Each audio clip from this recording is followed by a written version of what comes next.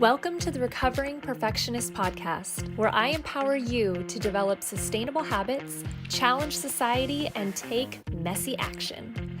I'm Christine, life balance coach and world champion ballroom dancer, and I believe that everyone has the power to create their very own life by design.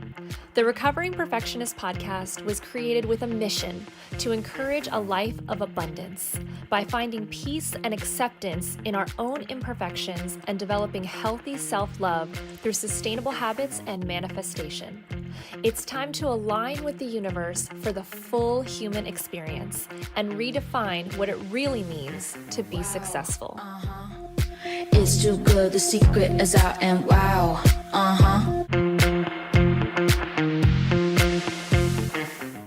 Welcome back, everyone, to another episode of the Recovering Perfectionist Podcast. I am here with a very dear friend of mine named Jacob Jennings, who I cannot wait for you guys to hear this conversation. I met him in the ballroom world. He's a ballroom and Latin professional, instructor, and coach, and transitioned into the real estate market to use housing as a vehicle for social change. This is going to open your eyes to a whole different side of not just real estate, but solutions for major problems that we have in the world that are often not discussed.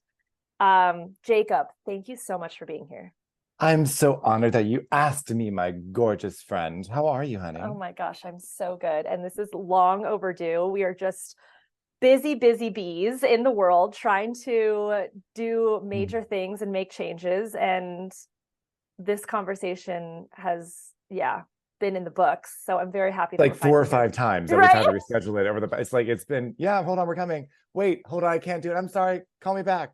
Yeah, constantly. But hey, we're finally doing it. Not that it wasn't important, just because we are busy. That was a good way of putting it. We're busy. It was. We're busy. And everything we're going to discuss today is like what we're working on. It's not like we're just sitting around, but also I believe that everything happens at the right timing. You know what I mean? Like maybe there were just some things that we needed to wait to timing discuss. Is everything. Yeah, it's true. So I'm very excited to see what comes out. You had to see like certain things, you had to plant certain seeds and see if they actually like germinate and bear fruit before you talk about them. Not when you go and buy the seeds. You got to actually see them actually unfold. And that seems to make time. And I've always been known for my timing. Hey. Dancer joke. Got it. That's right. Thank you, everyone. Tip your waitress. She's probably also your dance instructor. Go on. That's it. Anyway. So yeah, I mean, honestly, like we can talk about, everyone in my audience knows that I come from the ballroom dance world. That's where I, thrived and created all my perfectionism qualities and have unlayered and all these things. But it's a part of my life that I eat, sleep, and breathe. And I've had a lot of my friends on here that I met in the dance world that are also dancers. So we talk about that a lot. But what I love about what you've been able to do is what a lot of people in our world struggle with is finding alternative ways, not just to make money for yourself, but also to cultivate a lot of your passions and dreams for the world through other vehicles. And you used real estate to do that. Yeah. Yes. Yes. Well, among other things, real estate was one of them. Mm-hmm. It's interesting that you put it that way, but yes. I decided to, we left dancing. Dancing gives you so much as far as exposure, meeting amazing people. You are like I was a pro-am instructor. So like for my students, I was, a celebrity, a movie star, someone that actually could take them someplace and give them their dreams of glamour. And then behind the scenes, I'm a starving artist trying to make my way to my next coaching lesson and fight my way up through the ranks. And of course, there's all that goes with it, when you're never good enough because you don't look the right part, you're not doing the right thing or the right style, or that's out of fad, or this is what's coming up next, or you should have this costume. Nothing's ever good enough. So you're constantly in that state of feeling behind the ball, which has a big impact on a dancer's psychology. And honestly, it wasn't until I left the industry where I realized that level of perfectionism is not only unobtainable, but it's unhealthy. Extremely. And when I remember my last couple of years in the dance industry when I was teaching before I just came back to it, but before I retired from my injury, like I realized, okay, what the audience is seeing is your journey of overcoming imposter syndrome, of overcoming pretending to be perfect, of actually being okay, being vulnerable and being yourself and putting it all out there on the dance floor, completely imperfect. And the perfectionism in dancing is being in the flow. It's being present. It's letting your body perform to its maximum without having to produce a thought, because you are in the flow with the universe. That gives you the ability to be musical and connected to your partner and present on the dance floor and actually show. And that's going to look different for everybody on every single physical body, everybody's interpretation. And then when you start realizing that, you kind of don't give a damn so much about the judges anymore. I mean, great, love you, but it's really for you. So anyway, but yes, I went into dancing for the same reason why I went into real estate. I needed to, I was homeless as a youth, and my parents kicked me out when I was 16, and I graduated high school living out of my car. So I struggled for a long time. I found dancing as my first job and loved it. It became my career. I couldn't imagine doing anything else. And for 15 solid years, I did nothing but dancing. And then due to a series of events that were out of my control, my studio that I moved down to Florida for went under, and I found myself injured, and a whole bunch of things happened at once. And so I had to change careers into real estate. And being a perfectionist, when I found out that you had to be a broker is different than an agent. A broker has more credibility. There's a lot more at stake. There's a lot more benefit. There's a lot higher level of professionalism. So of course, being the perfectionist I was from dancing, I became a broker. Right. Naturally, because that's Naturally. Yeah. Right. So I was like, I'm going to do this. We're not just going to half-ass it over here. No, you kidding? I became a broker, and I'm really happy I did that. But I never wanted to do real estate like everyone else, because coming from the dance industry, when you're a male dancer, you're a commodity, right? Like there's so few. And then not only was I a male dancer, but I spoke English. I was a good teacher, and I was decently good looking. So I really didn't have to interview. I would just show up and get jobs. It was great. But then going into real estate, like 1 in 3 gay men have their real estate license. Big whoop. I'm no longer special, and I hated that. So I decided to do something different with my real estate license. And while I can help people buy and sell homes and do investment properties and stuff like that, I found my niche in social housing.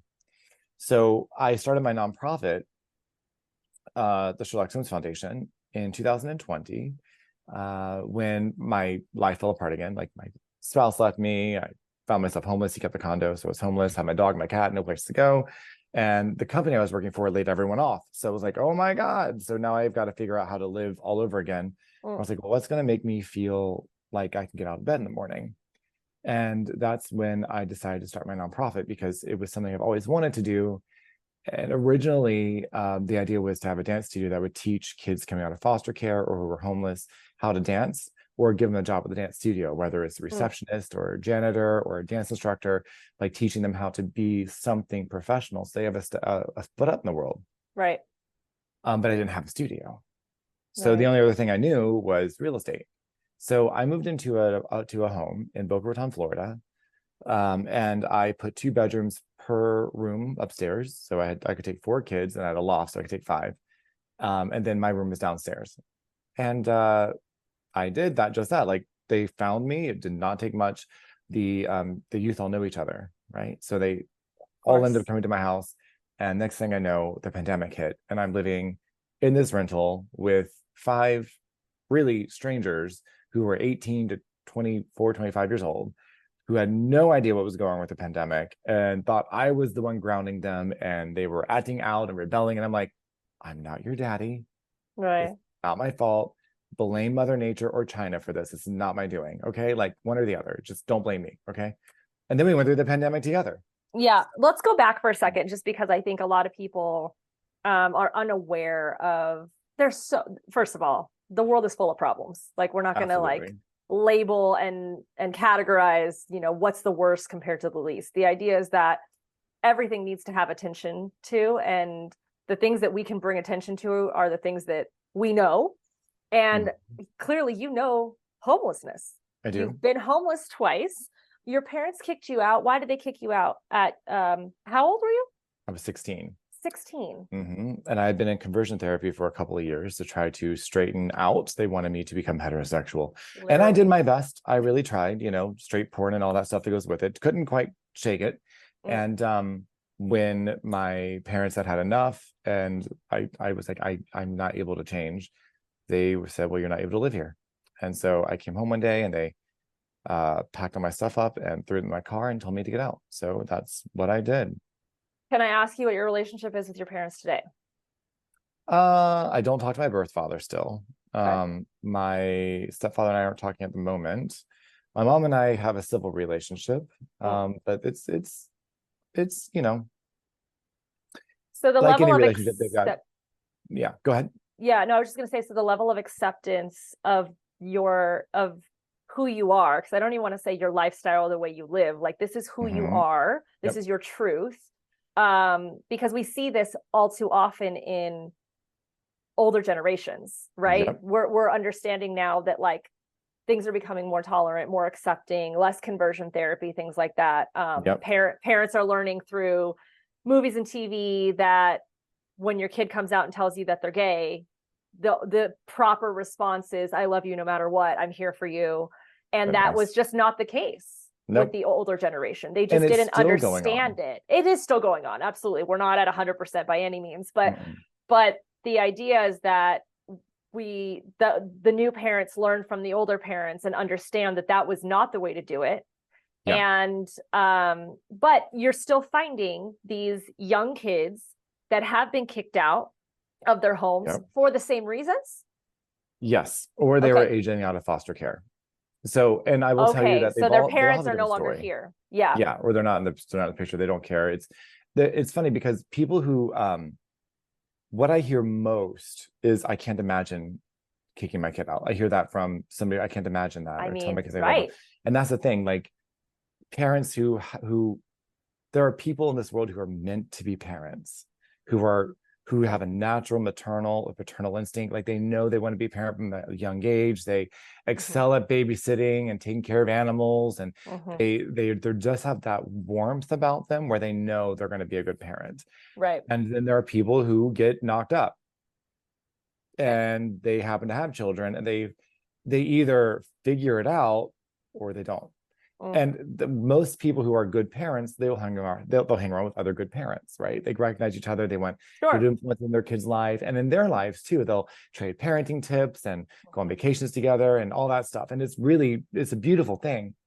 But if you don't expose yourself to what it's like to have people that don't parent like you do, good, bad, or otherwise, you don't realize how prevalent this is. I mean, there are. It's just like one of the things I taught the kids. Look, there are good people and bad people. It doesn't mean they're rich or poor. You've got good rich people and bad rich people, just like you got good poor people and bad poor people. It's how they approach life. Right. That it's those values. Well, it's a value system. And we always say in the coaching space, you don't know what you don't know, which means you're only learning what your parents know based on what you're exposed to. And yes, you can have environmental circumstances, but most of the time, if you didn't grow up with a financial education, it's because your parents didn't have a financial education. If you don't grow up with tolerance and kindness towards others, it's because your parents probably don't have that. And so, you know what I mean? And so by continuing on that generation, the idea is that there's really no excuse unless you're living under a rock with Google and technology and AI. Like, you need to do your own research. Everybody needs to learn more because they need to understand that their parents were limited. Even if their parents are super smart and have all the knowledge in the world, like there's still a generational limit of what they know. And so everybody should be doing their own research on how to live in this world cohesively as a good, kind person. And what do you need to learn to survive? It's funny you mentioned when you first come on, you started saying like how we can all speak about, we can only talk about the problems that we know, or everything needs attention. And what's interesting is one of the strengths I have found out that I have is strategy. And I can look at like what that means by this one test I had to take. It means that I can look where everyone else sees 100 problems, I can look at those 100 problems and see three main issues, right? And if I tackle those three things, it has a huge domino effect. And the thing that I find to be most, there are a few things I find that aren't the way to address these systemic issues in all societies and human nature is, one, we've stepped away from compassion. There's so much compassion, so much that compassion can fix if we were compassionate to one another. Right. That doesn't come until we first acknowledge our own fear. And that's the second thing. We're scared of the person at the end of the ramp asking for money with a cardboard sign. We're scared of them because we can see ourselves in their position because we're one paycheck away from being that ourselves. Or we're scared that someone we love is that person and we haven't had the guts to reach out to them because we don't want to know how much they're hurting. So we can't be compassionate to acknowledge our fear. And we can't acknowledge our fear until we recognize ourselves and other people. So that recognition is the biggest part. Like if we can recognize that that person is living this experience and it's something, I also have had different experiences that they haven't had. We've had different struggles. Once we realize that, our recognition is key because we have to realize that someone's identity is not their situation. Right. And that's the biggest thing, recognizing someone's identity and then recognize their situation and see how I can influence both for the better. And I think a perfect example of what you just said is how many times do we drive or walk and we see people holding the signs and all that stuff. And, my first reaction, just because, again, I'm doing the work, I've done the work, and I am open to that kind of thing. One year, Noel, my husband, wanted to, for his birthday, I said, what do you want to do? This, he goes, you know what I really want to do? I want to feed the homeless. I was like, okay. So I was thinking like, let me go find, some kind of food thing, whatever, we can go help. And he goes, no, I want to like make meals and I want to drive around and give them to the people we see every day that we're driving around. I was like, oh, okay, cool. You'd be surprised. I mean, it was crazy the kind of reaction we got. Some people didn't even want them. Some people were scared. Some people were like, oh my gosh, yeah, thank you so much. Like we got all kinds of reactions. And I really didn't expect, that was such a learning experience for me. And I think it helped me to understand like how people got into these situations, right? We learned a little bit about other people's stories and why they're here, environmental, circumstantial, family aspect. Some people, they want to be in that situation. You can help them all day long. You can set them up with a job and the whole thing. They will find themselves back in the system. It's cyclical. Right. And it's almost like they don't believe in themselves or they just thrive on that. They don't want to do more than that. They're like, this is it for me. And I think that's the thing is that, like you said, the compassion and the judgment, the story we tell ourselves when we see people like that, and I think like what you said, you've been on both sides of it. Now, I don't know if you've been sitting there holding a sign and all that stuff, but you've lived in your car. You understand what it's like to not have a home to go to. And then you've also been, because that's how you and I met, in the most glamorous, luxurious, wealthy 4 or 5-star hotels, resorts. Yeah. Oh my God. With people paying every meal that's going into your mouth. I mean, all these different things. And you fit in just fine with all those levels of people because you have a wide range of not just emotions, but life experience and understanding of how people, like the psychology of people. I think that's the key to life right there. When you understand psychology of how people function and why people do what they do, you can really get anywhere and do anything. But to be able to see you be able to do that, and I think that's the thing, is that nobody wants to be in that homeless position. But the whole walk a mile in their shoes situation is a real thing. And when you have done that and you then have also found your way back to success or stability, I mean, you have such an idea. So for you to be able to find solutions for not just people who are homeless, but people who are just not in a good situation, you have so many different ways of looking at something that someone who has never been in that situation would never come up with. Thank you. I think that was part of that's one of the things I do have to credit to dancing, because you have to learn how to teach a box step a million ways. Oh, right? Tell me about it. How do you address that problem? It's like this person can't hold a beat in a bucket. All right, let's do salsa. It's like, this is gonna be ridiculous, but you figure it out, right? Right. So yeah, well, the thing that is true now, the thing that's interesting is like when I I recognized I learned something every day from this nonprofit. I really do. And I learned that homelessness is different for each of us. It's different for each individual. If you had like for me, I had what some people would have considered a stable middle class home, although it was emotionally and physically not necessarily healthy. Spiritually not healthy for sure. But, nice house, parents had cars, bills were paid, things were tight. We were not wealthy, but, But you had the necessities. Yes. And then it was gone. All right. So then it was taken away. And my parents would use my successes before all that was happening. They would use my successes as punishment. So if I forgot to take the trash out, or if I was caught using the phone, both of the things were very highly regulated, then I would not be allowed to sing that week or go to that concert where I was a soloist, or I couldn't, perform at church, or it was always something. They always used my skills and talents as a punishment. Wow. So there are other kids that I served who were from a place where they would just casually talk about the fact that their brothers are in jail. And it was just like normal conversation for them. It was, their mom was having another baby and was a prostitute. And it was like, they didn't see anything wrong with having the conversation because that was the lifestyle that they knew.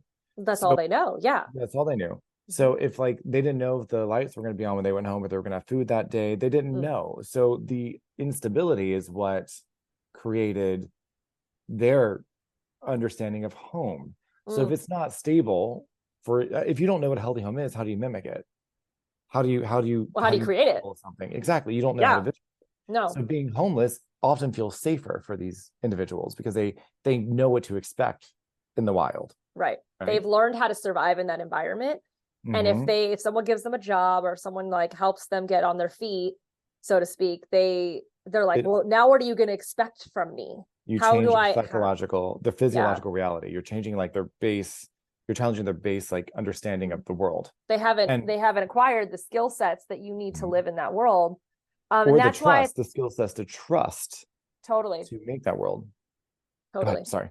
No, I was just going to say, I think that's what the biggest problem is. I think a lot of people, they mean well in trying to help, but they're not actually teaching people the life skills they need. They're just like, let me hook you up with my connections. Let me get you some resources. Yes. And it's like, sure, that is definitely part A, but part B is now I need to teach you how to be with these connections and how to utilize these resources. And that is something, right? That's I think the part that most people leave out, or they're like, well, I don't have time to train you to be a human in the world. That should have been something you kind of already know. They assume that once I give you all of these things, you're just going to know how to do it. And that's just not the case. That's actually, I think part B is more important than part A, honestly. It's true. You're 100% right. So there's something in social work, in psychology, it's called Maslow's hierarchy of needs. Oh, I love it. And it's the best demonstration I've been able to talk about people about, okay, this is where you are. Where does your organization or your social program fit? So a lot of people come to me, they talk about how they want to start a nonprofit and they want to give back, and how do they do it? And the first thing I ask is, when was the last time you volunteered with any organization? And for how long did you do it? And did you have a place of authority in that organization? Because if you don't have either of those two things, then you're not ready to start a nonprofit, period. Right. You don't know how to run it. I didn't know. If I wish someone would have told that to me. I really do. I would have had a much easier time. It would have shortened my learning curve had I had any experience, right? So if you're looking to get involved, volunteer with someone local, or an organization that's local for you in your community, or one that has a national presence that you can learn from, learn the structure, learn how to go to meetings, learn how to be accountable and actually produce, fundraise with them, get the outreach going, be a part of something that, because while you're doing that, you're building up other relationships that you'll need when you do start your own organization. You'll be able to call on those community members that you enjoy working with, that enjoy working with you, and you'll produce more effectively. Right. So that's number one. The next thing is, when you look at Maslow's hierarchy of needs, the baseline for everyone is food, water, oxygen. Go figure. We need to breathe, right? Shelter, clothing, which is for actually for temperature regulation, right? And sexual reproduction, because we've all evolved that way, right? So these are the baseline physiological needs that we have, as human beings. Doesn't matter if you are white, black, or polka dot, Republican, Democrat. You could be aliens. You could be, Right. well, Gay, those are straight, human. trans, Doesn't matter. Exactly. They're human beings. Everyone needs oxygen. Everyone needs to drink. Everyone needs to eat. Everyone needs a place to live. Then above that, you go into safety. And that's when you start seeing things like personal property, like being able to lock your door so you can keep your belongings safe, right? It's where you actually are able to find a job because you have an address. So that's your safety is your first sense of stability. So that's one level above. Then above that, you start having community focus things where you start to relate to other people. Because once you know you got a job, you have clothes that you can lock in your closets, no one can steal them. You start to feel a little more secure. Now you can start giving of yourself and relate to other organizations, other people, and you start seeing like you're part of friends groups or chosen family. Then you go above that into self-esteem. So that's the fourth level. And that's when you're really starting to like, okay, people go and get their GED, or they'll start looking into changing careers or something where they're starting to invest into themselves. And the highest level, which is where we see most people that want to do good, is called self-actualization. And that's where they want to go back to school. They want to change careers. They want to learn a foreign language, or they want to give back and volunteer. The thing that's hard is you can only reach down so far. If you don't have a plan, you reach down and you're only going down one level. You're only going down from self-actualization down to, community. You're not actually going all the way down to physiological. So you have to understand where your strengths are as a volunteer, as an organization, as a community member. What are you bringing to the table? Because you don't need to be perfect. Perfect is like the enemy of progress. It really is. So you want to go down and just be imperfect with the people you're serving. Know that, okay, your strength may not be to give people food, water, and clothing. Maybe your strength is helping them find meaningful employment connections. So maybe you're a few levels up. So look to help nonprofits that are giving them, a place to live and food, so their basic needs are met. And now they're needing mentorship to get them better jobs, right? So where are you in that level? You don't need to go to where people are already going and changing careers. They got a degree and they're looking for the next thing. Like, no, like if you're wanting to get back, know that's where they are, but also understand where they come from. You need to meet people where they are. Something my former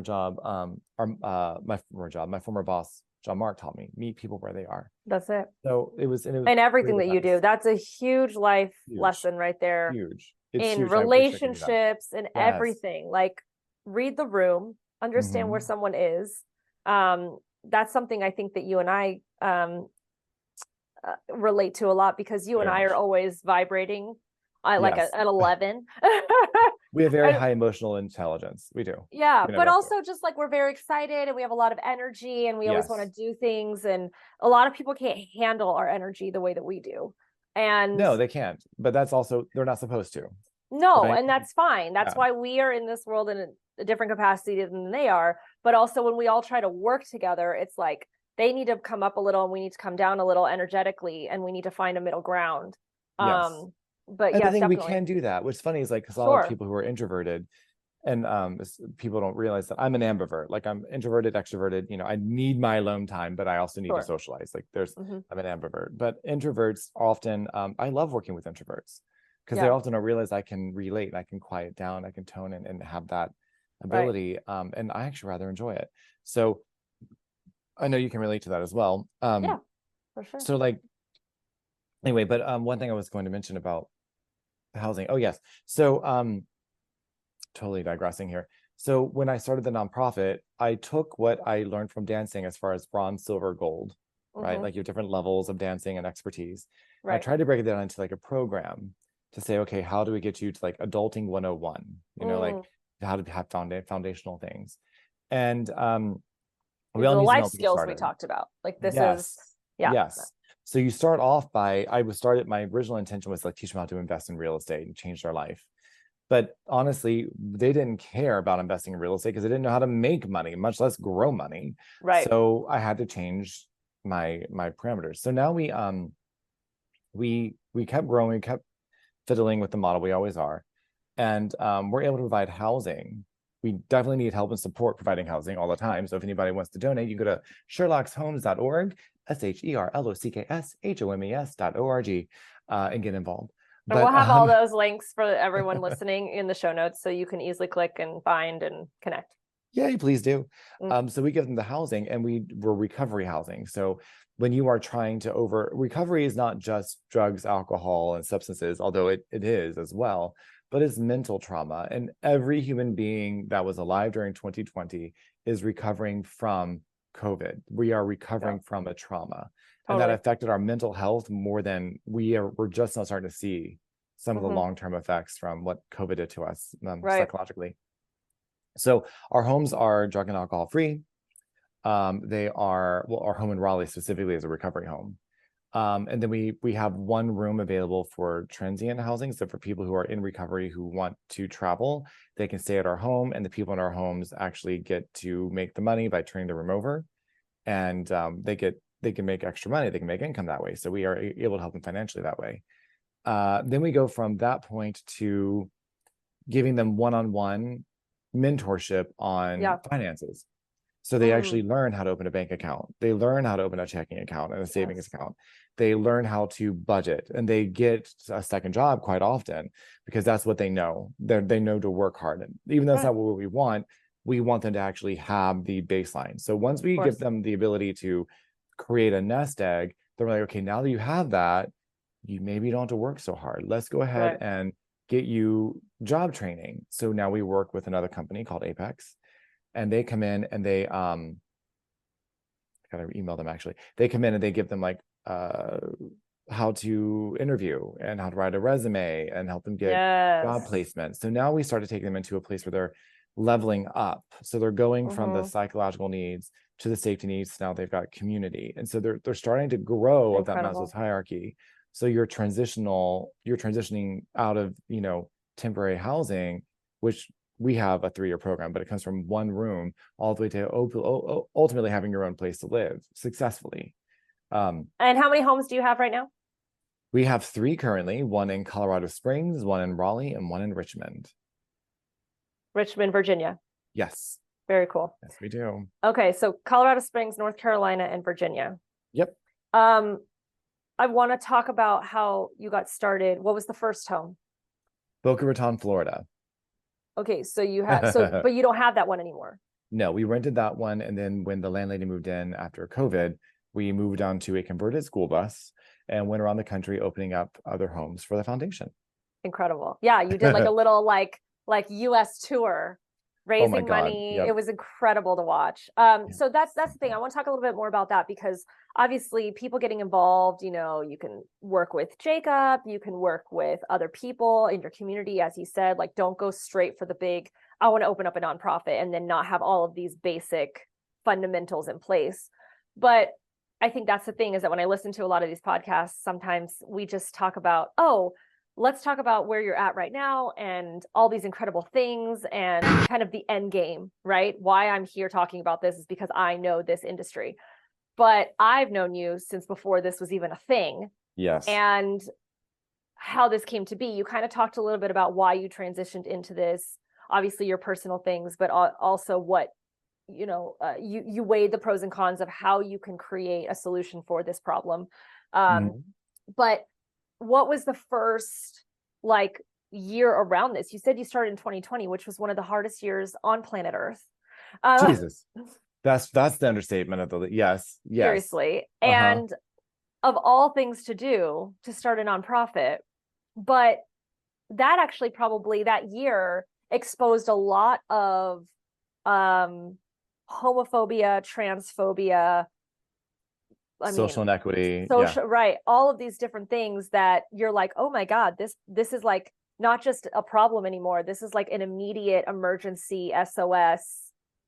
Like this has become a thing where you're like, someone needs to do something with these people. So like you said, they were flocking to you. It was scary. Yeah. So how did that come to be? How did you get the first house? And what you said you were living there, but give me a little bit more insight up to that first year of how you had this idea that probably wasn't fully developed yet, because you just don't know where it can go, but you understand, you see the problem, right? Because we all see problems every day, but a lot of times we just don't know how to create a solution. You call yourself a solution seeker, which I love that, because I'm the same way. I'm very much like, All right, if you're let's solve going to this come problem. to, yeah, if you come to me with a problem, I'm not going to create more problems for you. And I'm not going to tell you I don't know how to help. I'm going to use my resources, my community, and my own brain and knowledge and expertise to help you find a solution so that you can walk away with more than what you came to me with. And you're the I same. love And that. that's why Yes. we get along. And it's problematic for relationships, by the way. I don't know if you found this too. Noel's great. You got so lucky. He's a wonderful man. I love Noel. Yes. For me, I was like, I found that some people don't actually want solutions. They just want a bitch.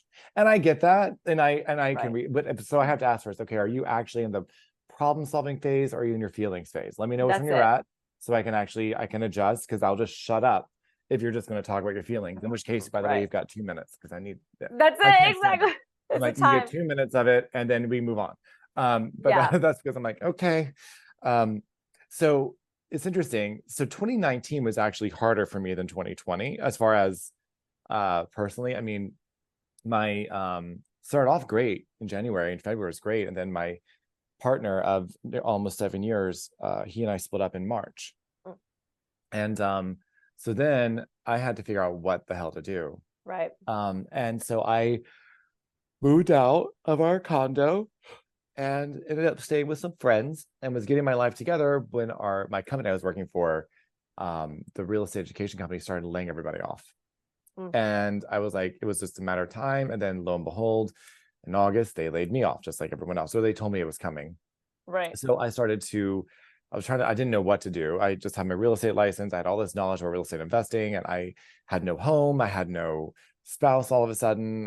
My support system was very fragmented, because it went from dancing, which was local, but most of my real friends were around the country at competitions. I wasn't doing that because I was injured. I couldn't go back to dancing at that time because I had a back injury. So I couldn't dance at that point. And then I didn't know what to do. So I was like, well, I needed something that was going to give my life purpose. I needed a reason to get up in the morning, because I was definitely feeling like my entire identity was being stripped away. It was time to reinvent myself. And I really didn't want to, but I knew this was going to be the foundation that I needed to create, because it would be the foundation I build the rest of my life upon. So what did I know that was actually true? In other words, doing the work in this moment was not something that you could just skip to the end. Correct. Like, this was not a shortcut. You had to go through the woods, and you had to do the work. Otherwise, you were going to keep hitting a wall. And coming back to that same, like, hello, we're trying to tell you something. It's cyclical over and over again. Right. And that was well said. So yes, it's like you have to do the work. And I'm always in the mindset of, okay, look, the wound's already there. Let's go in there and clean all the crap, get the pus out, spray with saline, get the antibiotic. Like, let's go ahead and clean all this crap out that I had from, my parents kicked me out when I was 16, and now and everything was just being resurfaced. I'm like, let's get it done. Let's get in there and do the work.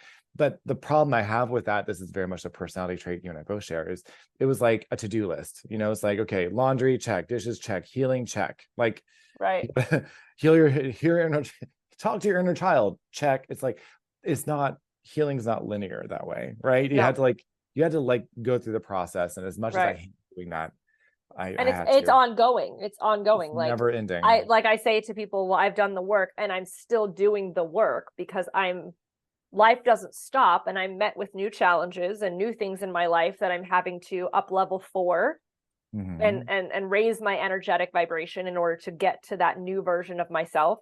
But what you're talking about right now is the foundational work, and that is different. That some people are like, well, if the work is never over, like, why even do it? And it's like, no. The foundational work does come to a completion point where you're like, okay, I have tools and resources. I understand what I'm learning. I understand how to utilize them in normal life situations, like you said, compassion, fear, all these different things that we're confronted with, and how can I utilize my tools? And that foundational work is constantly being built upon. But if you have a great foundation, you don't really have to, the idea is that you're never going to go below that anymore. Ideally, you have a floor. You have a floor, right? It's like anything. It's like a relationship. If you have a foundation of like, this is where we're at, but we're going to then, have kids and build businesses and do this and do that, and there's going to be new challenges, then you're going to build upon that.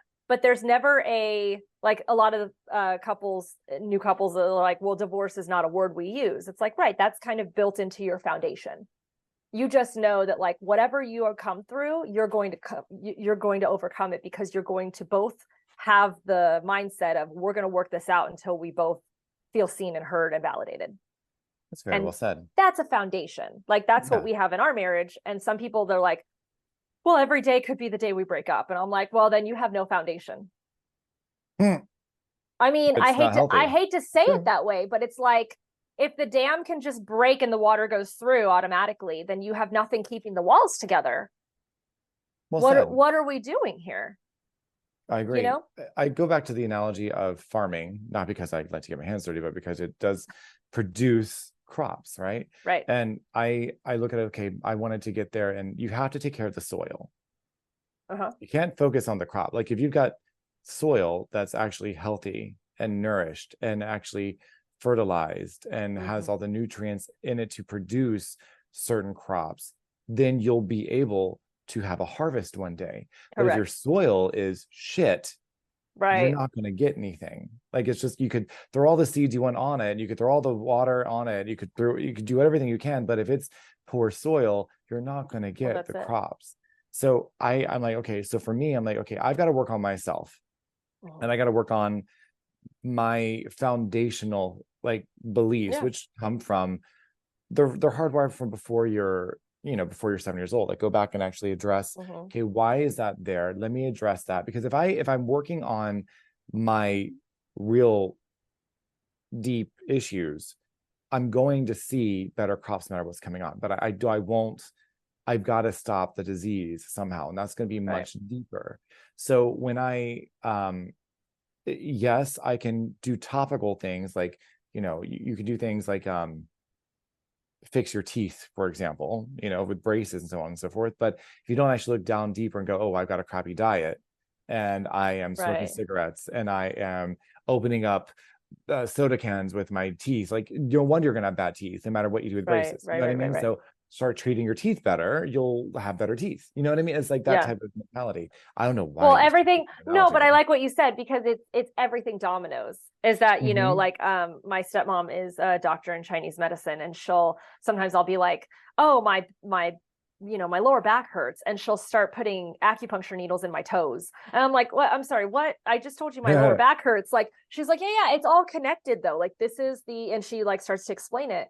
And so that's the thing, is that the root of the problem, especially in the physical body, it's not usually what the problem is. Like we think the problem, it's the symptom.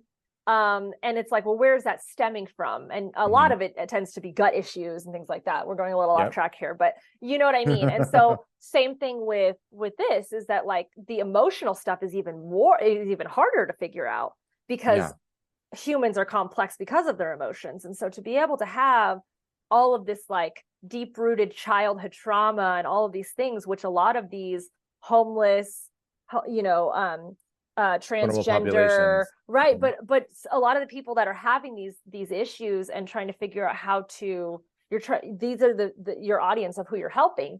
It's like, if you don't know what's going on with you, you're never going to understand what's going on with them. Well said. You know?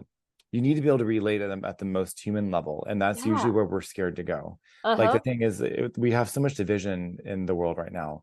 But if you go down to the fact that regardless, if I'm going to use politics as an example, not because I want to go there, but say if you are Republican or a Democrat, you can disagree with so many things that are policies you just don't agree on so many things. But I guarantee you, if you see a mother defending the life of her child, you wouldn't know she's red or blue. And it honestly doesn't matter. It doesn't. That is who we are, right? That's the part that matters. We focus so much on where we're separate that we forget that we actually have a commonality, all of us. And we had to go back to those truths. Like, we are human.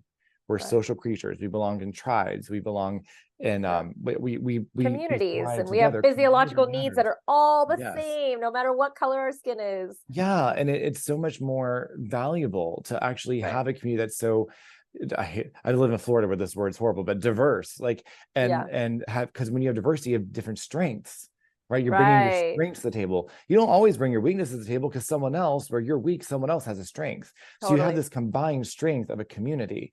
Where you have weaknesses when people refuse to acknowledge other strengths, that they're scared of. And we're not ever going to have total world peace. We're never going to have total harmony. And I get that, but we can still try and we can still be better. Well, and I think what you're doing and what I love what you're doing is helping where you can. So many people, I was listening to an interview by Ariana DeBose, a lot of the celebrities that are really active in their diverse communities, they talk about that. They're like, the first place you can help is in your backyard.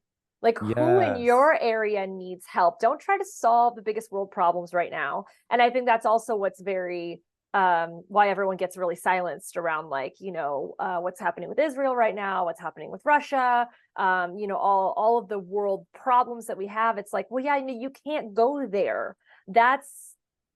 We can send money, we can help, we can help the Israel Palestine, here in our Hamas community issues, yes. So we can help them here in our community. How many people are in your community that are Jewish, we have friends of ours that are from Israel. They're the first people we called. How can we help you? You're our community, your people. Do you need help with your families, getting them over here? What do we need to do?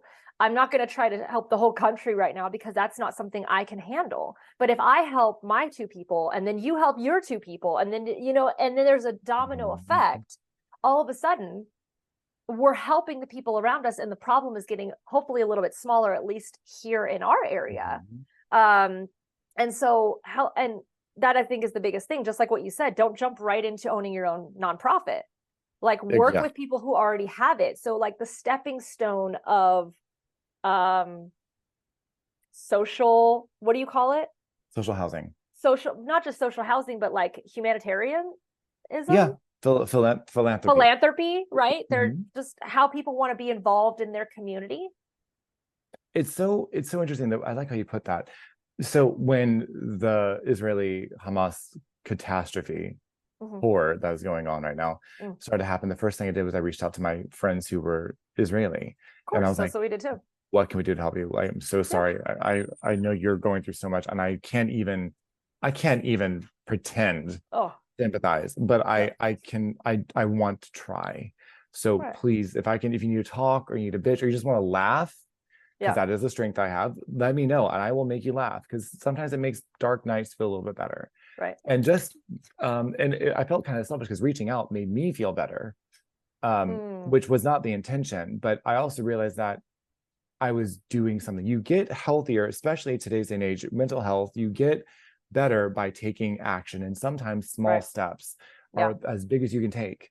And they are the ones that are really reaching out to friends. And so much since COVID, I feel we've forgotten to reach out to friends. Like, even now, 2 years, 3 years later, we're not really recovered. We're not picking up the phone and calling. We're not, we stay in our home still. We're a lot less social. And this gave me a reason to reach out and check in and say, hey, I love you. And that releases oxytocin in your body. It makes you feel like you're actually contributing to your community. And that's why I felt better. It wasn't because I was trying to be egotistical. It was like, oh no, that's how the human brain is wired. So you can actually build a community. And we just don't take care of our communities as much as we could nowadays. No, and that's the thing is when people want to, let me go, feed the homeless at a soup kitchen. Let me go do this. Let me go do that. It's like, that's all great. Like, don't get me wrong. Don't think that those are not helping, but why don't you reach out to the community? Like, when was the last time you called a friend or a family member and asked them how they were doing? Like, as simple as that. I think that's the thing, is that we underestimate and undervalue those small little actions that can make a whole person's day. Or just know that next time they need something, they might call you because you called them first, and kind of open the door to be like, oh, I can call her. Because I mean, don't get me wrong. Like, I'm sure you relate a lot to this. You and I are both very busy people. We're trying to get together, just you and me. But imagine the other people who want our attention as well. Yep. A lot of people just say they don't call me because they're like, well, I already know you're going to be on the road doing this in Europe, whatever. It's like, sure, that doesn't mean you can't call me and ask me for something. I do have people that reach out and they're like, hey, I know you're going to know someone that does this. And if and if not, totally fine. But I can respond to them and say, hey, here's my contact, send it right away. Let's move on. Or I'm sorry, I don't know anyone. But I'm never going to say I'm too busy for someone, especially if they're asking for help. Yeah, is when people reach out, that's the thing I find too. And I also am guilty because like you forget to reach out, especially when you're in a tough place. You kind of forget, like when you're in a bad place, you get kicked a lot when you're down. Right. And even sometimes you're not even kicked intentionally, but you're already down there and someone stepped in your toe by accident. Oh, and you're no. like, because you're already down there, right? So especially when you are vulnerable, and vulnerable populations tend to be abused more. Like I use the example, my cat ran away earlier this year, and I was freaking out because she was my baby girl, and I was like, where is she? Oh my God. And I put posters up saying with my phone number, and I hadn't been up like half an hour, and I got a text saying, hey, I think I found your cat. Oh my God, thank you, where is she? And then the person's like, well, how do I know you're not a scam? I'm like, what? Here, I'm going to send you a code so you can prove to me you're not a scam. Here, boom. They were trying to break into my email. Trying to get you to do like a Google authenticator, because it's what they do. Oh my God. And I'm like, and I was like, no, I'd known about this scam before because I had fallen for it once. Well, I almost fallen it before. I didn't actually go through it, but I'm like, are you kidding me? But it's when you're already in a bad place that you're most vulnerable, and there are predators out there. You never know who they are. So you do have to be mindful, but that's why you have to have your community to help you like reach out and really help. When you build these relationships over years, so you know that when you get to the bad place, you're in a vulnerable position, that you know there are certain people that have your back regardless, because they've proven to you time and time again, year after year, that they are the ones that you can go to and feel safe. And when you are feeling good, you need to be that person for your community as well. Who are your inner people that you feel that you can call and say, hey, if you need something, I'm your safe space.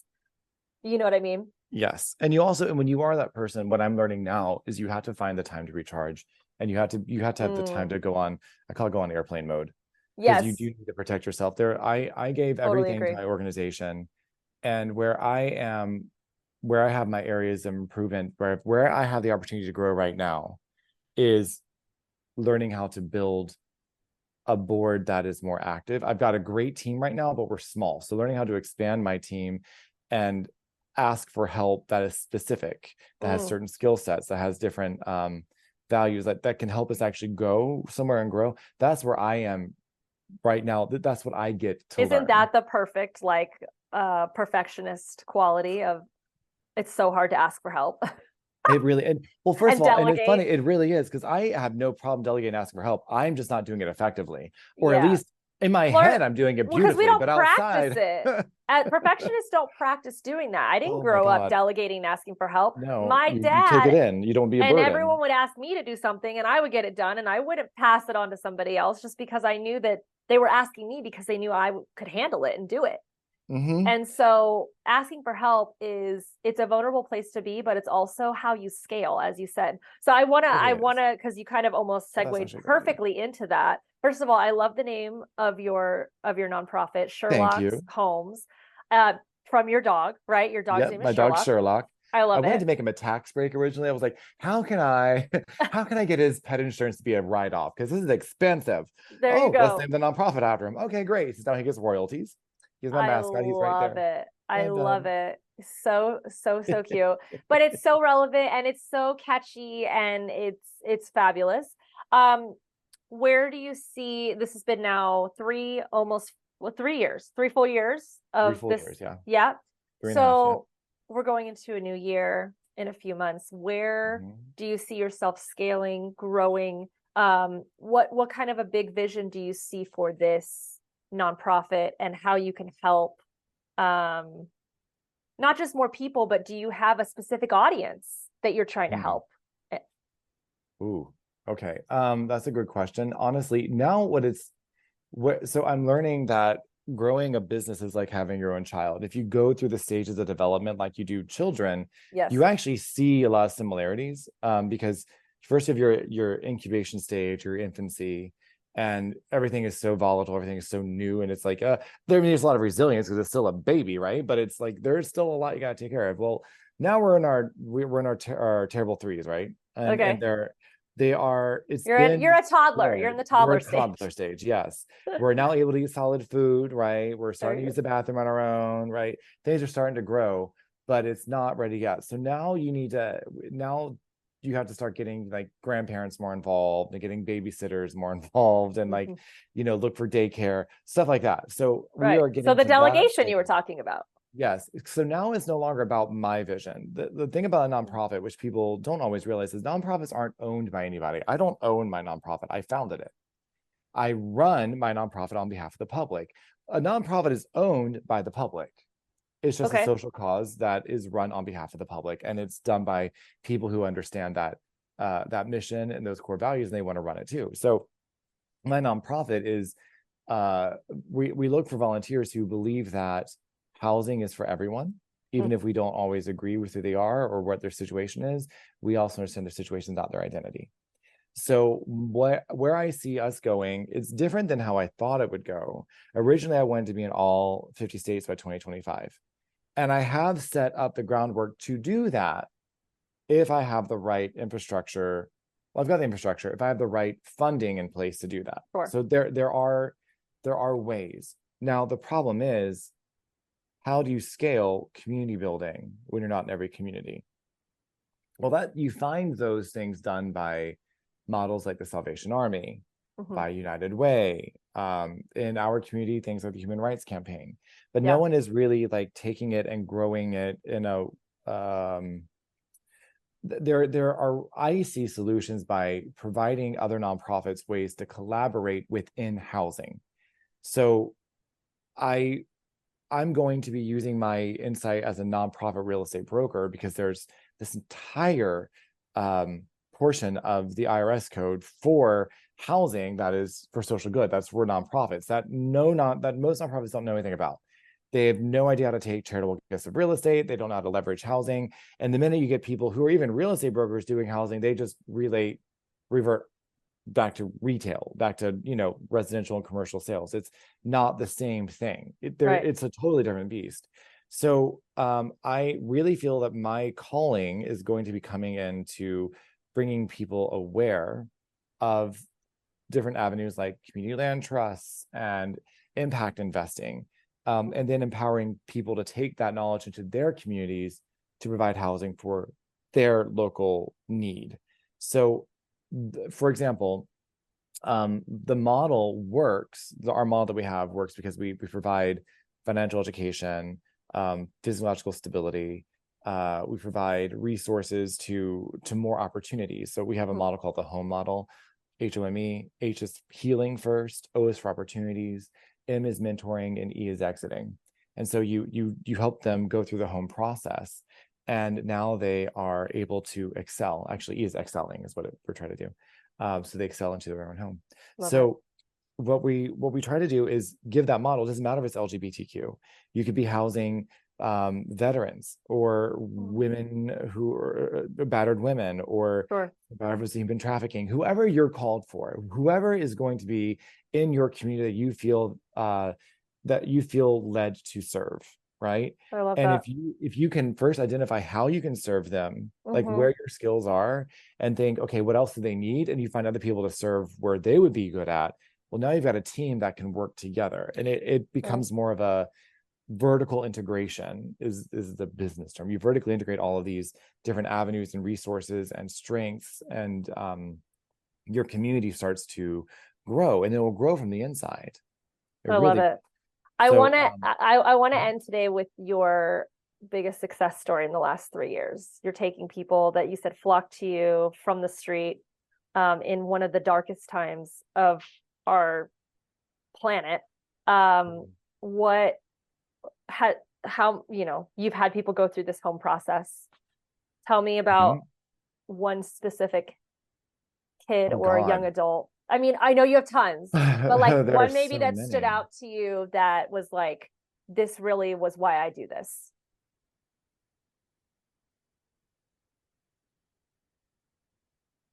You know what? I'm going to answer that in a way I wouldn't usually do it, because I do have stories about my kids, and I'm so proud of so many of them.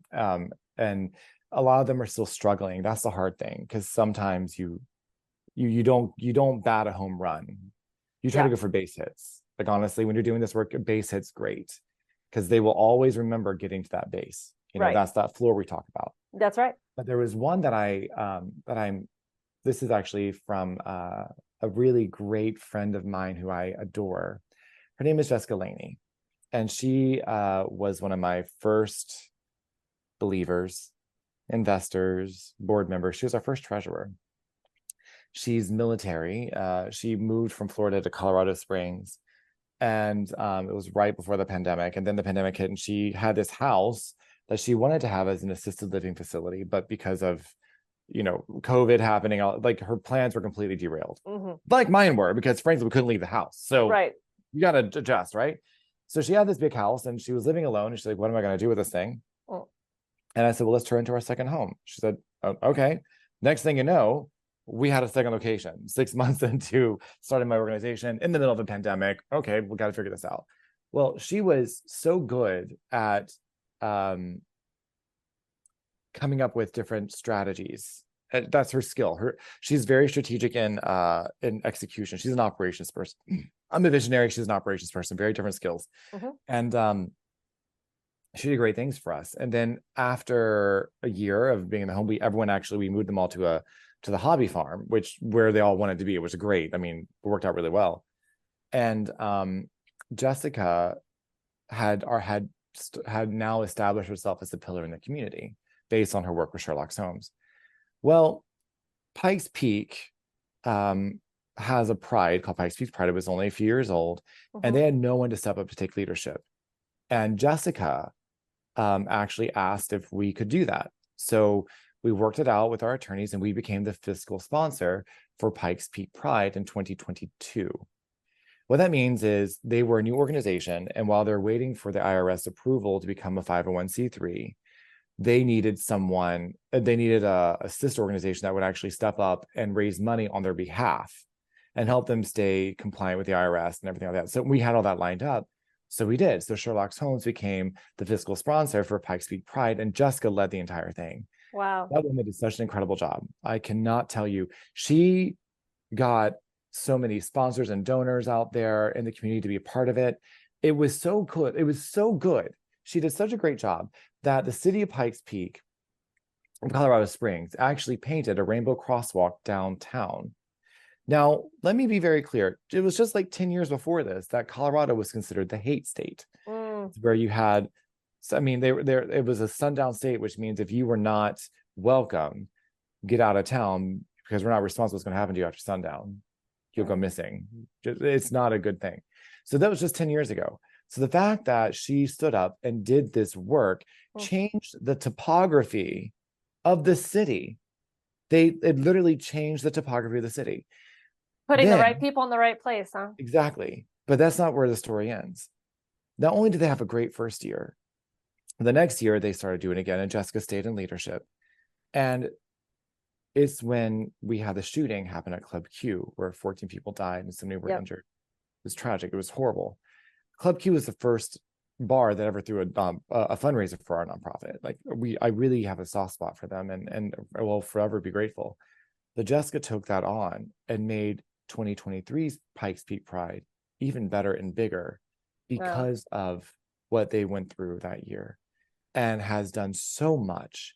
It has been incredible for me to watch this incredible woman who was who never felt seen, because she transitioned later. So she's now she's now in her early 50s, I think, late 40s. I'm not gonna, if she hears me, I told her age wrong, she's gonna smack me. She's like 41, we'll say that. And so she went and she transitioned and became not just a woman, but this glamazon, this woman who gets things done and is not scared of making ways of taking on things that everyone else is scared to take on, and she's just done so much. And she did the work. she did the work. Like, I feel how honored. perfect to be able to, like we talked about, is being able to understand what these people are going through, to be able to help them in a way that is directly correlated, right, to what you have been through, because you can step in their shoes. That's life-changing. Yeah. And Jessica was not the most natural maternal type of personality to actually house people the way we originally started, right? Like, it's draining to be a house manager. It was draining for me. For sure. But she stepped up to the challenge. But then what she really did was she found where her skill sets thrived and in work that she enjoyed. And that's what made the difference. And I feel honored that we were part of that journey, and that our relationship helped grow that. And from her and I being so close, we together have been able to impact so many more lives. Like, we've housed over 24 together.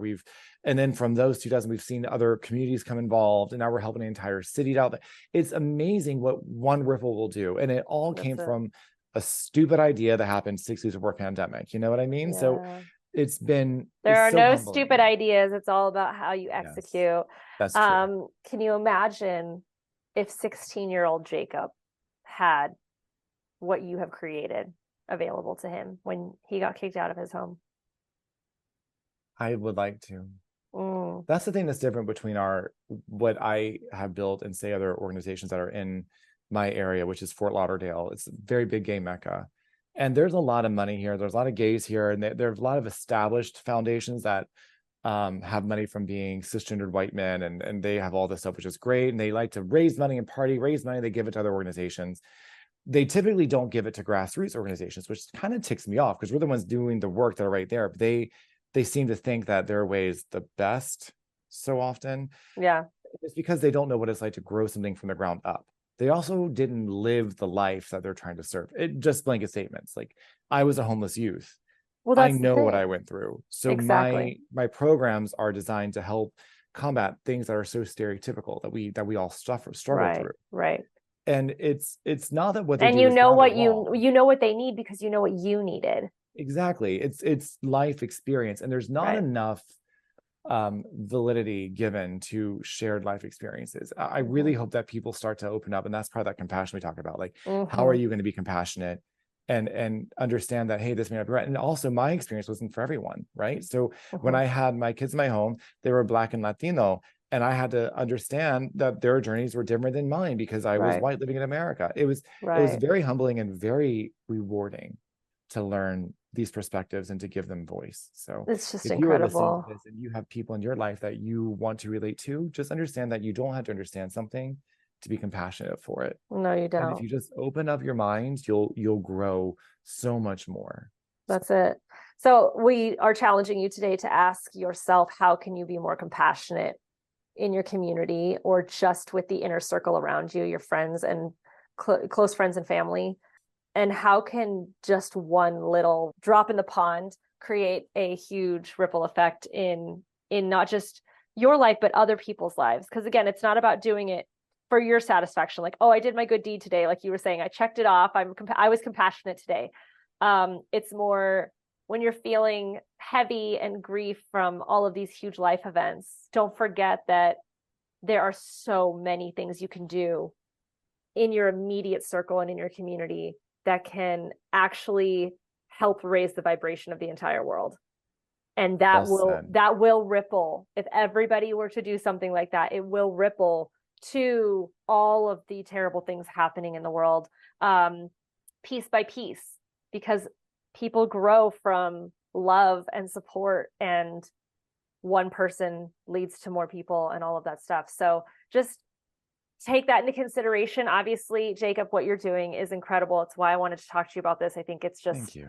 And not just, I love people who create solutions. I think it's amazing, but I think what you've created is so unique, and a lot of people wouldn't have gone this route to do what you're doing, but it is exactly the route that you needed to go based on your life experience and the resources that you had and the knowledge you had in real estate and all of these things. It's a perfect combination of everything that you are. And I'm so honored to know you and to be able to have, to understand how you are changing these young kids' lives who are so underserved. I think it's incredible. I'm so proud of you for doing this and actually coming. I remember we've grown a lot over the past 9 years that we've known each other. Oh my gosh. I don't want to think about that. That's like, No, nothing makes you feel like you're closer to 40. Oh, No, I love it. I I love do having too. long relationships with people. It just puts so much Right? history into it. Yeah. And you were one of the 2 people that stayed in touch with me after my boss passed away. And you would call and check in on me. It was great. And Yeah. it wasn't about anything else, but just make sure I was okay. And I'm so proud of everything you're doing. I'm so happy for Thank you. these new chapters coming in your life and everything you. you're growing with Noelle. And I love that bookshelf behind you. I'd like to see what that is right there. But anyway, you're doing so well. So Yes, please keep thank this up. you. I love Recovering Perfectionist because we both know what that's like. That's it. It's just too relatable. And it's just a matter of understanding that, you know, the only limitations that are put on you are the ones that you put on yourself.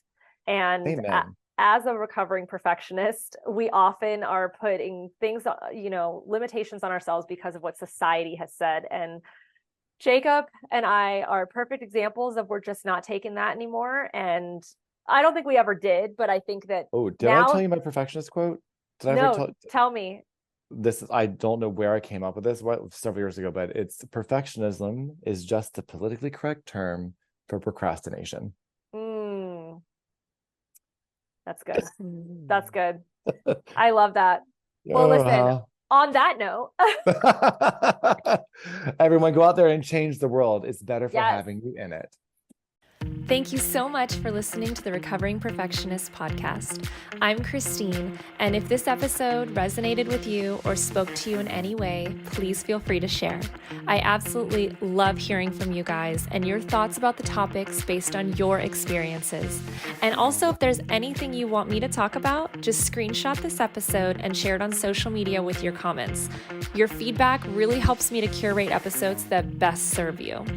If you have time, I would greatly appreciate if you could leave a review wherever you're listening to this episode, whether on Apple or Spotify or any other platform. I'm wishing you a blessed week ahead, and remember, perfection doesn't exist. Take messy action. Healthy habits keep us balanced, and you are enough.